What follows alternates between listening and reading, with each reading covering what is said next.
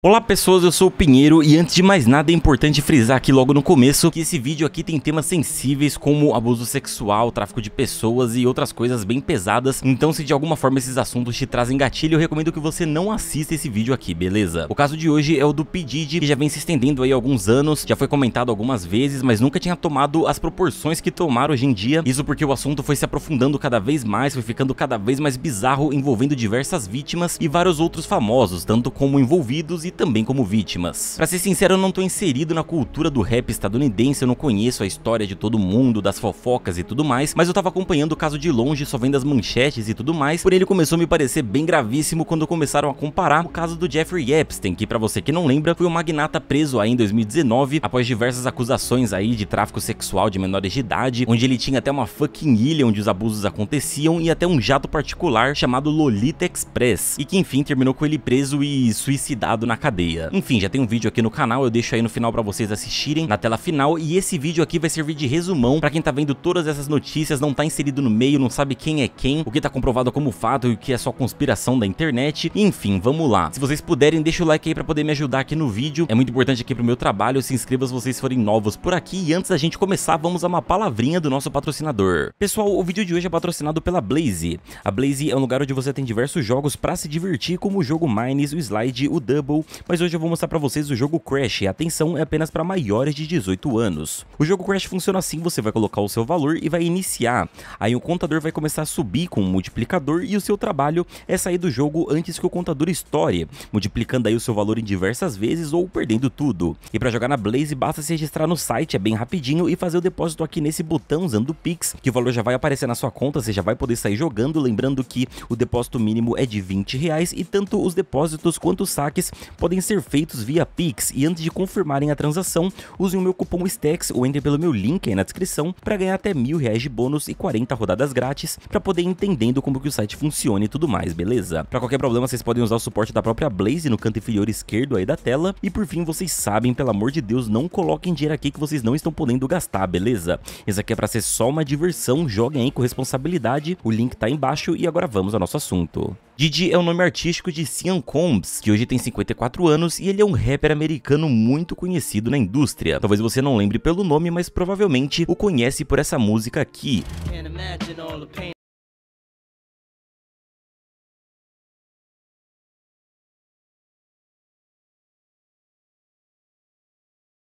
Na indústria musical não só como músico e rapper, mas também como produtor. E quando eu digo que ele fez o seu nome é porque ele realmente se tornou um artista completo e muito, mas muito respeitado no meio. Diddy começou sua carreira na gravadora Uptown Records e após ser apadrinhado por Andrew Harrell, ele fundou a sua própria gravadora, a Bad Boy Records. Lá ele descobriu nomes como o Notorious Big, a Mary Bleed, e foi a partir daí que ele realmente deslanchou e o resto é história. Muita grana rolando, muita fama, e a cena americana foi se transformando e ele é um dos responsáveis por isso. Essa introdução aqui é bem resumida só pra vocês saberem quem é o cara, qual que é a importância dele na cena e a relevância que ele tem. Agora vamos pra parte em que tudo começou a desandar.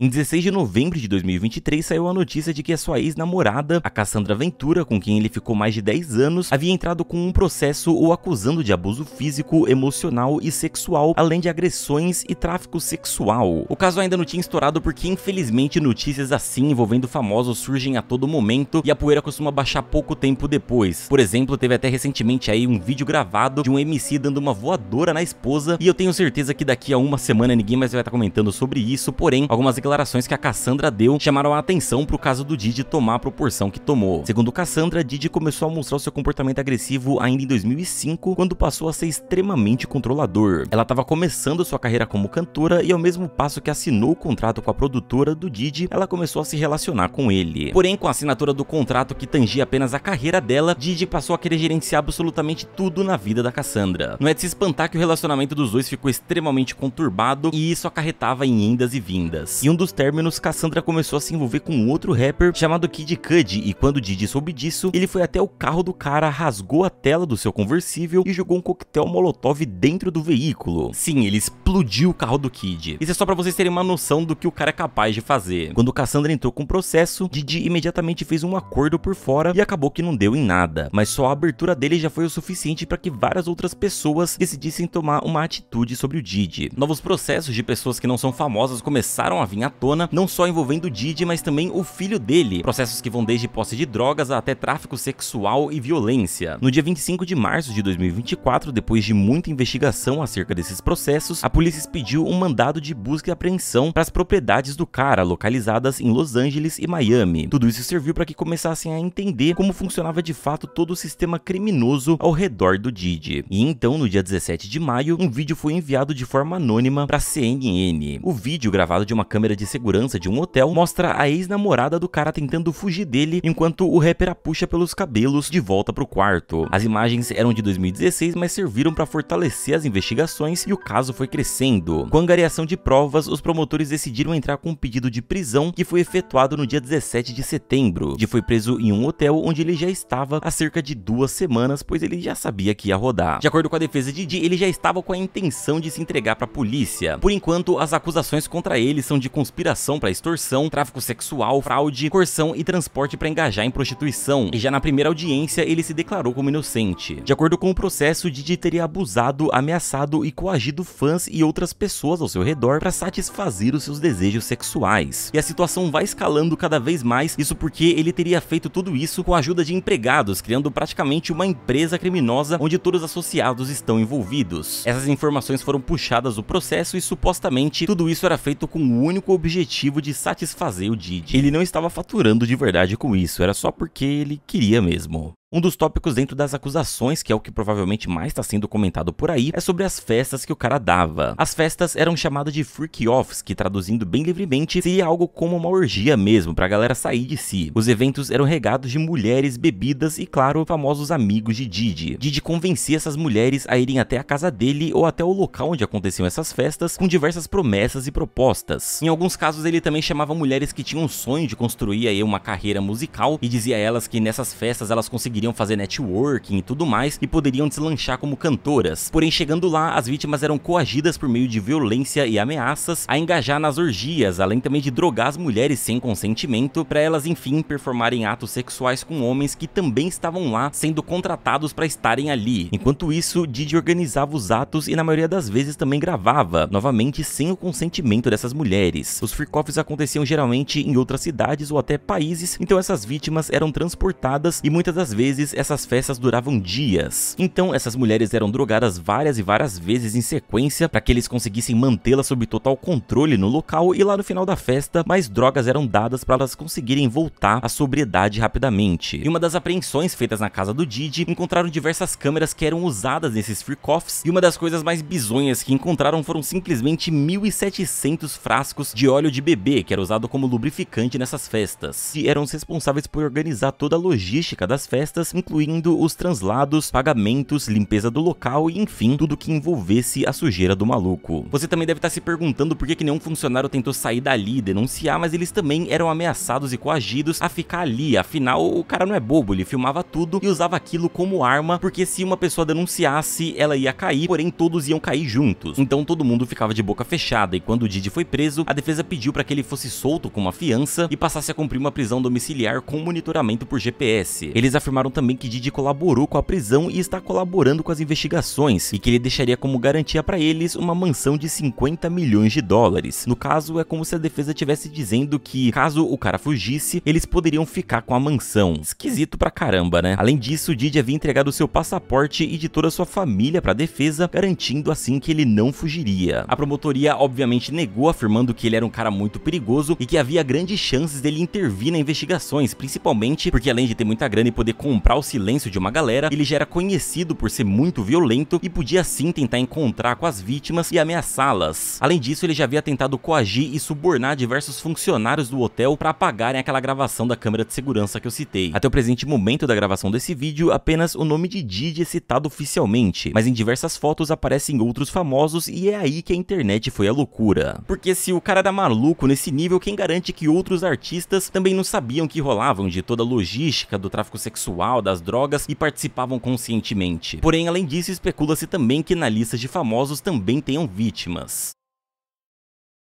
Agora, tudo que eu vou falar são as teorias, é tudo mera conspiração, não existem provas suficientes, pelo menos do que chegou pro público, que a gente sabe aí que as autoridades estão levando pra julgar o cara, então levem tudo como teoria. E novamente, não é porque algum artista participava das festas do Diddy que necessariamente ele é cúmplice ou participou dos crimes, afinal ele dava várias festas e não eram todas que eram essa bagunça enorme. Algumas eram festas comuns, então não dá pra julgar assim logo de início o que aconteceu. E eu sei que a internet adora uma teoria, mas sinceramente eu acho meio paia pegar um assunto tão sério e pegar uma teoria e fazer um vídeo só baseado nisso como se já fosse verdade absoluta, só pra poder ganhar aí algumas views. Então a partir daqui são tudo teorias, beleza? Assim que mais informações saírem, que elas forem sendo comprovadas e tudo mais, eu trago um vídeo novo pra vocês explicando o andamento do negócio, e pelo visto não vai demorar muito não, viu? Mas voltando, existem pessoas que estavam sim nos freak-offs, mas sem se envolver diretamente com o que acontecia, como por exemplo o 50 Cent. Em agosto, o 50 Cent deu uma declaração afirmando o seguinte: não estou em nenhuma das fitas. Sabe, algumas pessoas que estavam lá e não estão falando nada é porque elas estavam nas festas e não sabem que parte das experiências delas estão nas gravações, então elas ficaram quietas. E parece que eu sou o único, mas eu estou falando por anos que tinha alguma coisa de errado. Ashton Kutcher também já comentou que tem várias histórias das festas de Diddy, mas que não poderia falar sobre. Um outro rapper chamado Uncle Luke disse em um podcast que chegou aí uma das festas do Diddy, mas que sempre saía cedo. Quando o entrevistador perguntou o porquê, ele respondeu que não queria saber o que acontecia depois. O LeBron James foi outro que mencionou em vídeo que o barato lá era louco.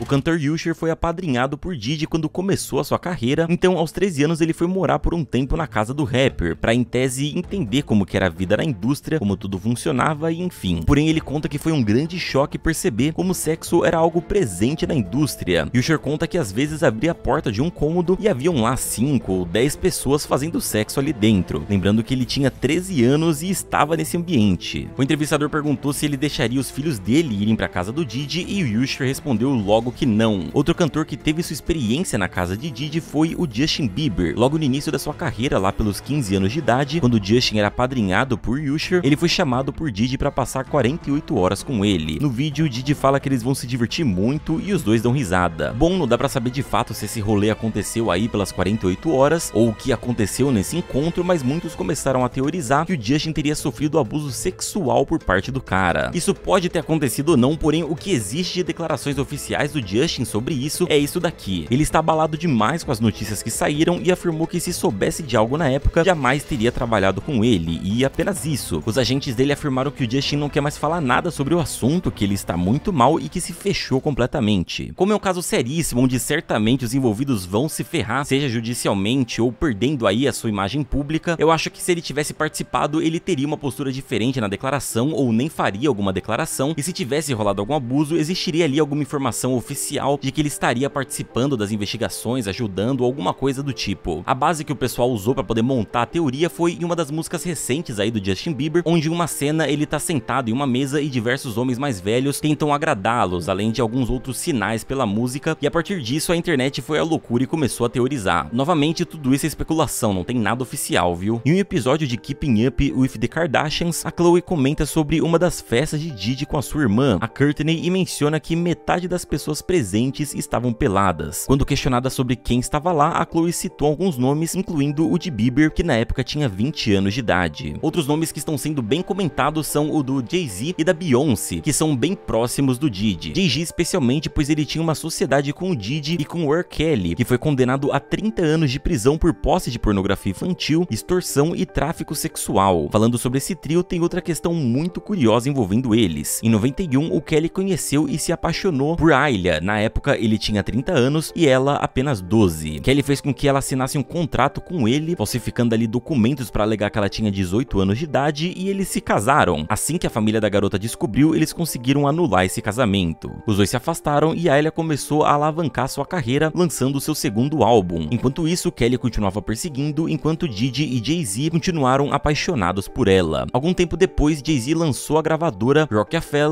com o seu sócio, o Dame Dash, onde convidou a Ayla para se juntar. Acontece que Dame Dash também se apaixonou pela garota e os dois acabaram ficando juntos. Em agosto de 2001, Ayla foi até Bahamas para gravar o clipe da sua música chamada Rock the Boat. Porém, ao voltar, o seu avião caiu, ocasionando na sua morte no dia 25 de agosto de 2001. A perícia realizada no avião mostrou que, além de sobrecarregado, haviam drogas e álcool no sangue do piloto. E outra coisa, descobriram que Ayla não queria gravar esse clipe nas Bahamas, mas o diretor, o Hype Williams, insistiu para que fossem até lá. O cantor Lenny Kravitz, sabendo da situação, enviou um jatinho para buscar Ayla e sua equipe, mas somente a equipe foi colocada no jatinho, enquanto Ayla foi encaminhada para um avião bem mais velho e deteriorado. Ela se recusou a entrar na aeronave, acabou sendo dopada e viajou completamente desacordada. Infelizmente, a investigação não foi para frente e o caso foi dado como encerrado como um acidente. E acontece que aí muitas pessoas começaram a desconfiar que a Ayla, por já ter se relacionado com o Diddy e por ser tão próxima dele e do Jay-Z, sabia das atrocidades que aconteciam e teriam calado ela. Outra morte que está sendo ligada ao caso em teorias conspiratórias é a do vocalista do grupo TLC, a Lisa Lopes, conhecida como Left Eyes. Lisa morreu em um acidente de carro em Honduras no dia 25 de abril de 2002. O veículo em que ela estava perdeu o controle e capotou, matando apenas a cantora. Segundo pessoas que conviveram com Lisa nos dias anteriores ao acidente, ela parecia saber que algo aconteceria. O motivo? Bom, muitos alegam que a Lisa também sabia dos crimes cometidos por Diddy e que ela planejava denunciá-lo. Porém, novamente, só especulação da internet, só que agora vem uma que realmente me pegou de surpresa. Especula-se também que Diddy tem envolvimento na morte de Michael Jackson. Segundo a teoria, tudo começou na época em que Michael tinha contrato com a Sony Music. O dono da gravadora era o Tommy Mottola, casado com a cantora Mary Carey na época. O relacionamento de Mary e Tommy era muito conturbado, e enquanto ela era muito amigo de Michael, Tommy era muito próximo de Diddy, tendo vários negócios juntos. Em 2002, Michael acusou a Sony Music de reter os direitos autorais das suas músicas, afirmando que Tommy era um demônio. Sim, com essas palavras mesmo. Logo após isso, o Michael foi envolvido no famoso escândalo que acusava de abuso infantil, sendo posteriormente inocentado quando as crianças que haviam denunciado confessaram que foram pagas ou forçadas a fazer as acusações. A mesma teoria afirma que Michael já sabia que estava sendo perseguido e chegou a falar em áudio que iam matá-lo e fariam parecer que ele sofreu uma overdose de remédios. Tanto o chefe do hospital que recebeu Michael no dia da sua morte, como um dos seus chefes de segurança, passaram a trabalhar imediatamente pro Diddy após o falecimento do cantor. Essas três teorias se fortaleceram com a prisão do Diddy e principalmente quando perceberam a estranha conexão delas na letra da música She Knows, do J. Cole, que viralizou bastante como o Eminem. No novo álbum dele, ele cita os processos de agressão sexual contra o Diddy e além disso, ele também insinua que ele teve algum envolvimento na morte do Tupac e do Notorious Big.